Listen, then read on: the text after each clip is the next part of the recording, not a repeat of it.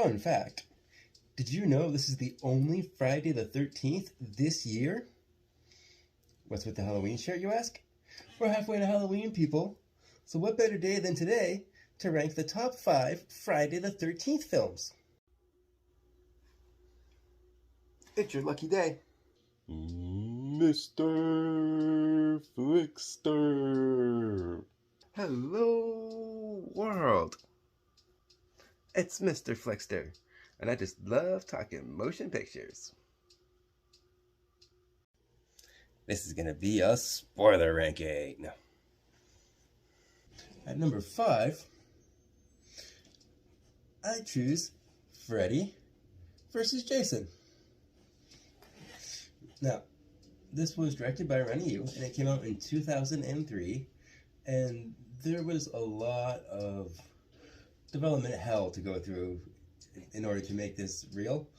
Historical significance that was delivered 15 years in the making, if not longer. Freddy really does do a good job of capturing the best of both worlds. I love how they have multiple rounds too. It's not just one fight toward the end, like at the climax. No. They go through a few bouts together, and each one is more brutal than the last one. In this one, Jason is played by Ken Kersinger. Freddy, of course, played by Robert Englund. The only reason that this isn't higher up on my list is because the end kind of feels like a cop-out and no clear-cut winner. But I think that was just because they're trying to appease both sides of fans. And that way, too, there's no definitive answer, which keeps fans debating for a while now. I just thought a clear choice might have been better. Jason does have some of the best kills in this movie, though. For example, he has the folding bed kill. Then, of course, there's the cornfield massacre that takes place during a rave. Of course, we finally do get to that epic climactic showdown at the end, when Freddy and Jason actually swap trademark weapons, and they use them against each other. It's so much fun watching these two fight, especially after all the build-up, too, and all the years of debate between the two horror fans, which one would actually win the fight. And it's a miracle this thing actually exists. Talk about epic crossover event of the era. The only reason it's placed lower on my list is because it has a lot of nonsensical plot holes. Like, they try to explain Jason's fear of water, even though he's never shown that. He's actually been proven to be a pretty good swimmer in the other films, but hey, it's a lot of fun to watch. Fun fact, this film at the box office went on to gross more than any other film in either one of their franchises. Now that's what I call killing it. At number 4, I have Friday the 13th Part 2. This came out in 1981, and it was directed by Steve Miner. This is the first one that introduced Jason as the killer, but he didn't have the hockey mask yet. He had that infamous bag face, which is supposed to be a callback to the movie The Town That Dreaded Sundown. Now, this one really does a good job of perfecting everything from Part 1. It gives more well-written characters, a lot more likable characters too. They have backstories. The final girl, Ginny, played by Amy Steele, even has a background in child psychology, which she uses to her advantage later on. Pretty smart. She's probably one of my favorite final girls from the franchise. She's also the only final girl to attack Jason with a chainsaw. Now that's awesome. Fun fact, many of the crew members from the first one refused to come back because Jason was the killer in this one, because they completely changed the story from the first one because he's supposed to die in the original one. In this one, they have it so somehow he survived, and they explain it during a really good campfire scene, which should be a staple for these movies, explaining the legend and the lore of Jason Voorhees. Some of the most brutal kills include the guy in the wheelchair getting the machete in the face and falling downstairs. And then you get the 2-for-1 spear through the back. In this one, Jason's played by Warrington Gillette and Steve Daskowitz. At number 3, I have Friday the 13th Part 4, the final chapter. This is probably a controversial pick because many consider this to be the top of the top, along with another pick that I have later on, but I'll get to that one.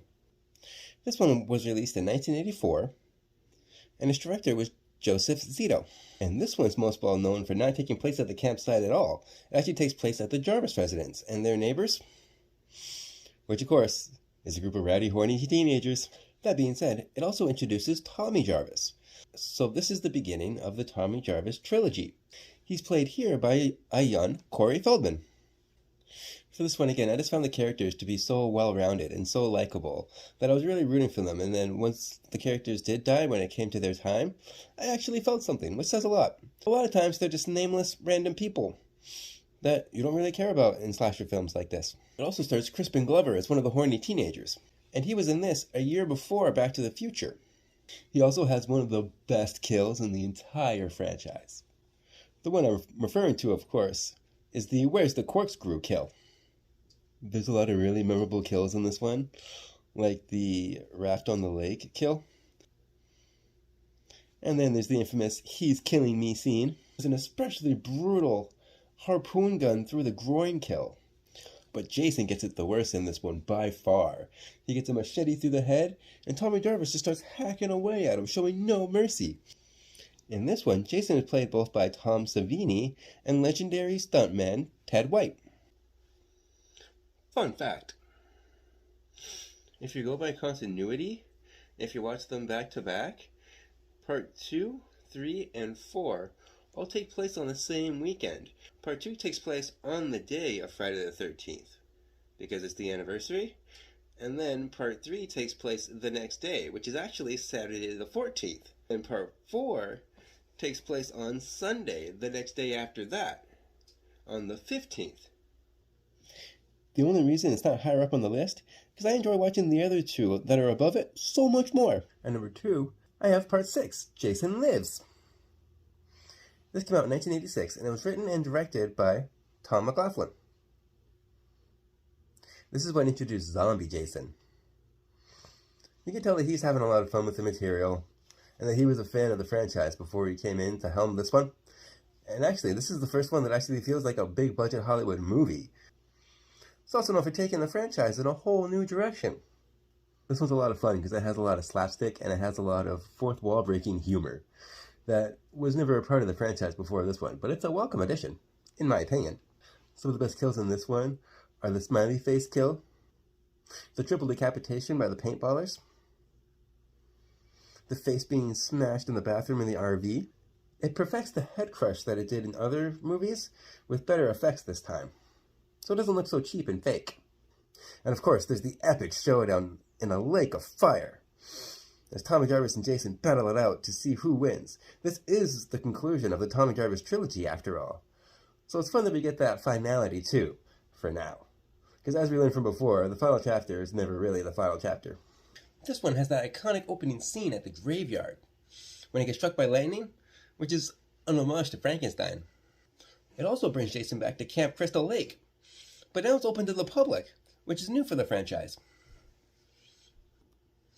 And the kids in the film are an absolute delight, providing the comic relief. They are so cute and funny.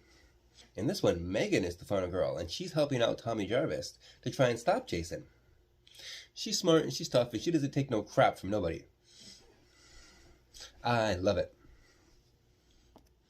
This is also the first film to put Jason front and center, instead of having him hide in the shadows and doing some kind of a reveal later on.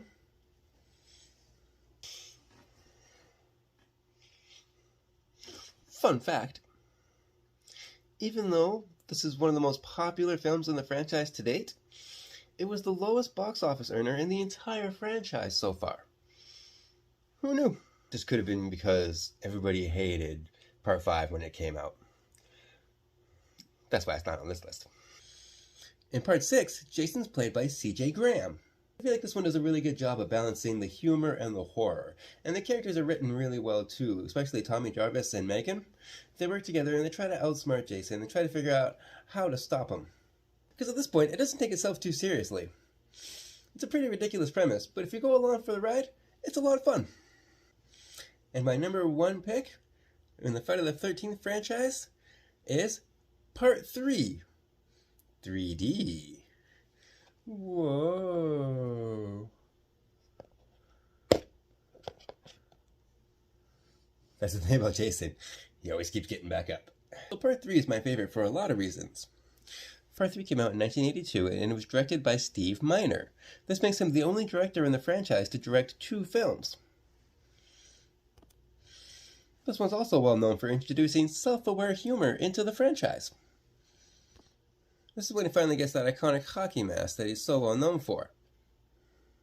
And it was given to him by my favorite character, Shelly. I always felt so bad for that guy. He just wanted to be friends, and he didn't really know how to fit in, and he was always the outsider, and I just found him very relatable. He's a bit of a prankster, too, and I always thought that was fun. Fun fact, the mask is actually a 1950s Detroit Red Wings goalie mask. And even though the 3D is laughably bad in this, it makes up for it with some of the most creative kills in the entire franchise. Some of the best kills involve the pitchfork kills by the bikers in the barn. And then there's a classic harpoon in the eye on the dock. This also has the introduction to death by some sort of an electrical power source to knock out the power to where people are staying. And it introduces the head squish. Even though it looks really cheesy and fake in this one, it's still tons of fun. And Chris is an amazing final girl. She literally leaves her mark on the franchise. She hits Jason with an axe and leaves a notch in his mask. And that notch stays there for the entire continuity of the rest of the franchise. I love it. Fun fact, this movie not only made all of its money back in its opening weekend, but it's the most successful box office take from all the Friday the 13th franchise. In this one, Jason's played by Richard Brooker. So that's my list. Do you agree? Do you disagree? How would you rank the top 5 Friday the 13th films? Leave messages in the comments and we can talk about it. Please keep in mind, this is only my opinion. It's okay to agree with me, and it's okay to agree to disagree with me.